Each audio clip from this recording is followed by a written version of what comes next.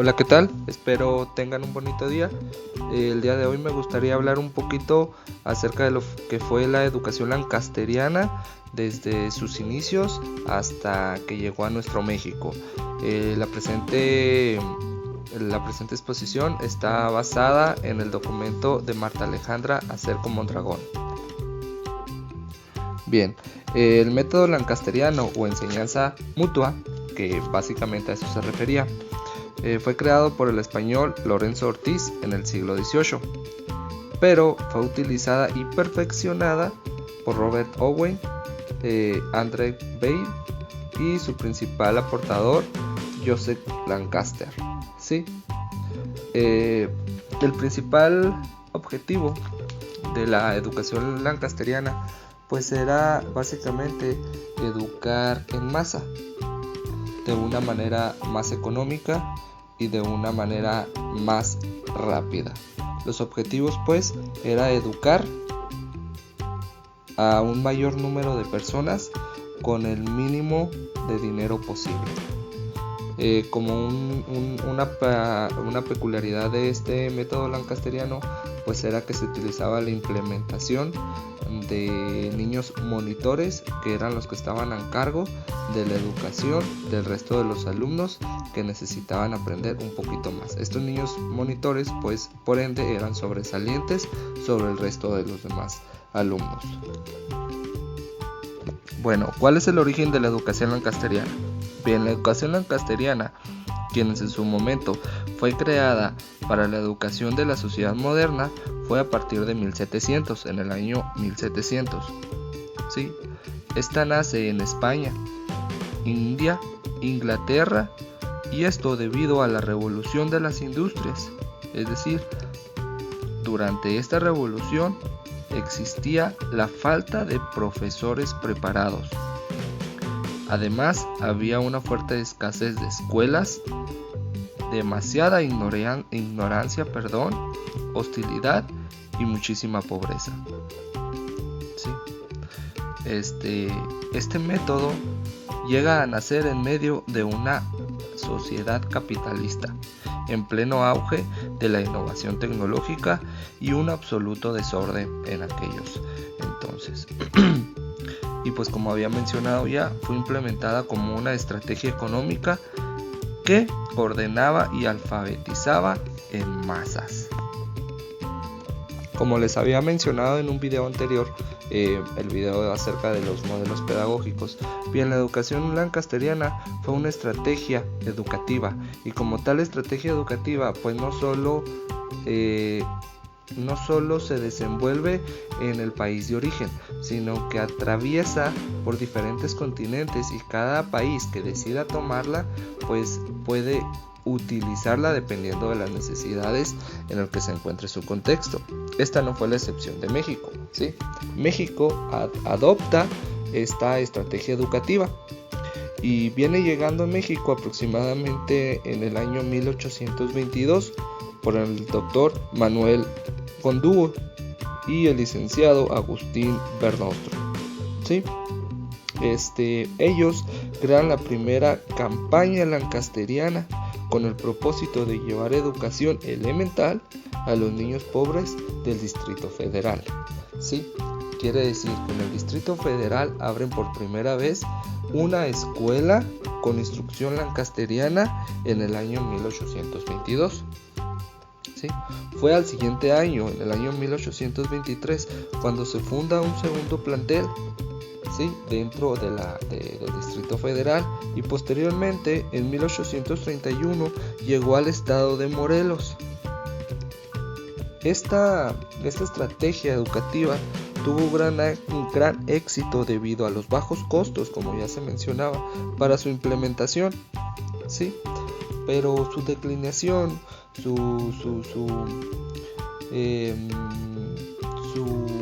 vamos a decir, cuando empezó a perder fama, comenzó con el expresidente Benito Juárez en 1870, haciendo una reestructuración del sistema educativo, debido al rezago educativo que se estaba generando. Es decir, adelantándome un poquito, la educación lancasteriana, a pesar de que sí logró solventar algunas necesidades del país mexicano, de la situación social, educativa, económica, etcétera, que se encontraba en aquel entonces, a pesar de que sí logró solucionar algunos problemas, pues logró empeorar algunos otros más. Y fue una observación que hizo el expresidente Benito Juárez, y fue él quien decide hacer una reestructuración del sistema educativo. Pero no es hasta 1890 que queda completamente disuelta por el expresidente Porfirio Díaz. Bien, adentrándonos un poquito de lo que fue la Compañía Lancasteriana en México y retrocediendo un poquito a lo ya mencionado, este método fue perfeccionado por Owain, Bill y por Joseph Lancaster, que viene siendo el principal. Más adelante vamos a hacer un video referente a cada uno de ellos, quién fue y cuáles fueron sus logros en el contexto educativo. Bien, la Compañía Lancasteriana en México, porque así lo mencionaron, una compañía al final de cuentas no dejaba de ser un negocio. Se trataba de dar una educación liberal conservadora, ¿sí? Libertad en el capitalismo. Recordar que México estaba formando parte del proceso independiente, ¿sí? Y se trataba, el principal objetivo pues era alfabetizar a toda la sociedad. Los procesos de aprendizaje dentro de este método lancasteriano, pues ya podemos imaginar que se trataba de dictados, cuestiones memorísticas, exposiciones gramaticales, y obviamente que no se tomaban en cuenta las diferencias, es decir, se utilizaba un estilo de aprendizaje y en base a ese estilo de aprendizaje todos los niños tenían que aprender, es decir, el docente no contemplaba que cada alumno aprende de diferente manera, ¿sí? Pues el alumno obviamente que era completamente pasivo y era un receptor de lo que el docente le decía que hacer, y el docente asimismo pues tomaba el papel de supervisor y sobre todo se encargaba de cuidar mucho lo que era la disciplina, ¿sí? Los salones donde los alumnos estudiaban, podríamos imaginar que eran aulas con más de 80 alumnos. Imaginemos en aquel entonces el tipo de aula, pues básicamente un espacio muy pequeño con 80 alumnos, donde a lo mejor la higiene no era pues a lo mejor algo esencial. Recordar también que la educación lancasteriana pues vino a México para darle educación a las clases bajas de la sociedad, es decir, a la gente con bajos recursos, ¿sí?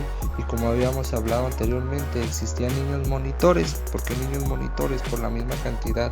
Como eran tantos alumnos, pues a lo mejor el maestro no tenía esa dedicación de instruir a 80 alumnos al mismo tiempo, ¿sí?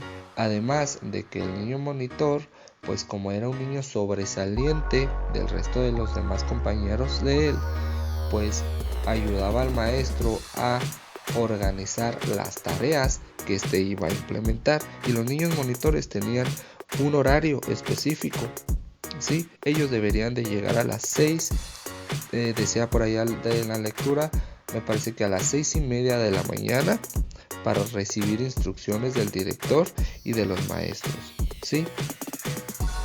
Y bueno, podríamos imaginar el tipo de evaluaciones, pues eran completamente cuantitativas, no se contemplaban los aprendizajes diversificados de cada uno de los alumnos. La disciplina, como se mencionó ahorita, pues era implementada con severos castigos, y pues obviamente que existían lo que eran los cuadros negros, las orejas de burro y todo demás de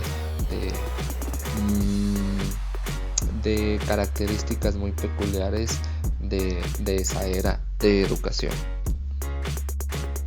Bien, a manera de conclusión, después de un par de décadas de implementación de este método en México, pues se llegó a la conclusión de que a lo mejor no se cumplieron todas las expectativas por el cual este proyecto fue implementado. Sin embargo, se logró alfabetizar a muchas familias que a lo mejor no tenían el recurso de pagar una educación para sus hijos particular, ¿sí? Sin embargo, pues bueno, este tipo de educación quedó muy corta de reflexión, de creatividad, del desarrollo intelectual, y pues bueno, se caracterizó básicamente por ser impartida por maestros déspotas y mecanizados, ¿sí? Donde sembraron en el alumno el temor, donde sembraron la inseguridad. A lo mejor estas últimas palabras pues generalizando, ¿no? A lo mejor no dudo que en determinado momento al pasar de todos los años pues siempre ha existido el maestro con verdadera vocación, que siempre trata de hacer un cambio en sus métodos de enseñanza y aprendizaje.